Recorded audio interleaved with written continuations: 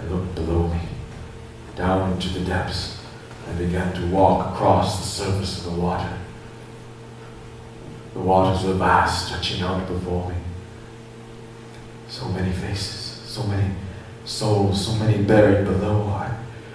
I didn't know where to begin. So many faces.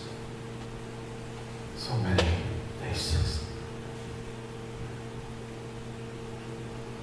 But then,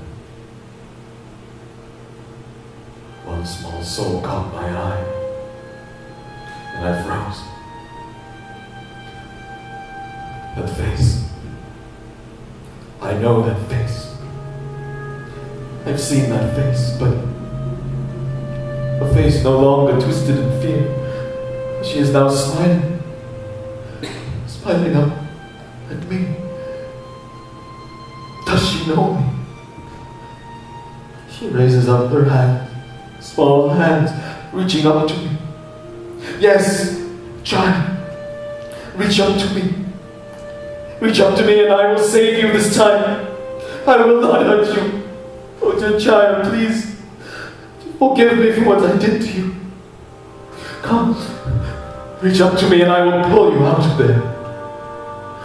Dropping to my knees, I plunge my hand into the water. Oh, forgive me, child. I reach as far as I can. I am so sorry for what I did. Take hold of my hand. Forgive me. Hold on.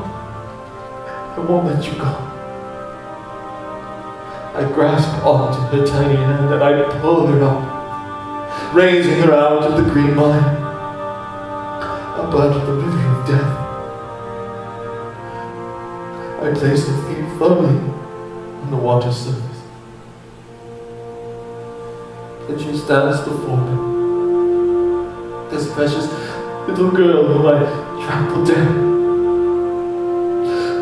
I hug her close, and tears flood my eyes. Oh, child, dear child, forgive me. I'm so sorry. Please forgive me. She lifts her head, and she places her hands on my cheeks. And I hear her small voice say, I forgive you. I do. She flings her arms around my neck, and I hug her close, sobbing, overcome by joy. The joy of being forgiven.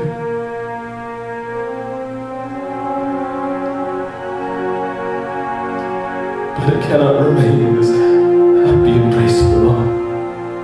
There is work to be done, more still inside the river. Dear child, will you help me?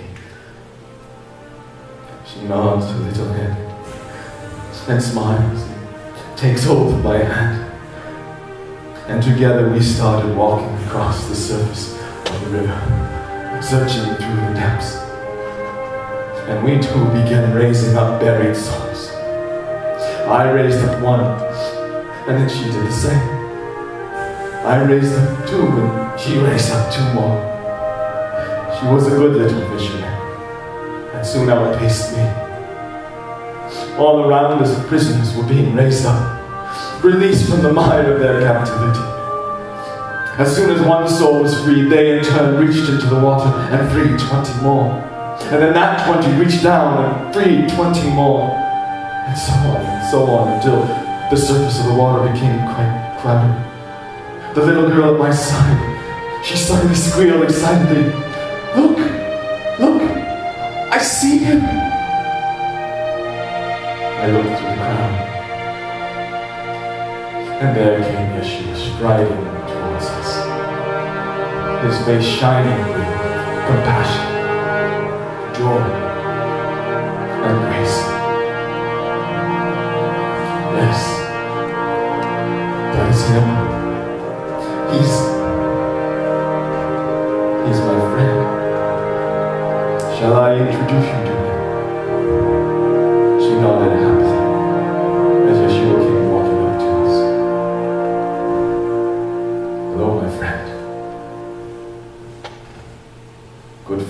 nicely. With a gleam in his eye, he knelt down beside the little girl and took her hand. She flung her arms around his neck and hugged him fiercely. I smiled, standing to the side looking on.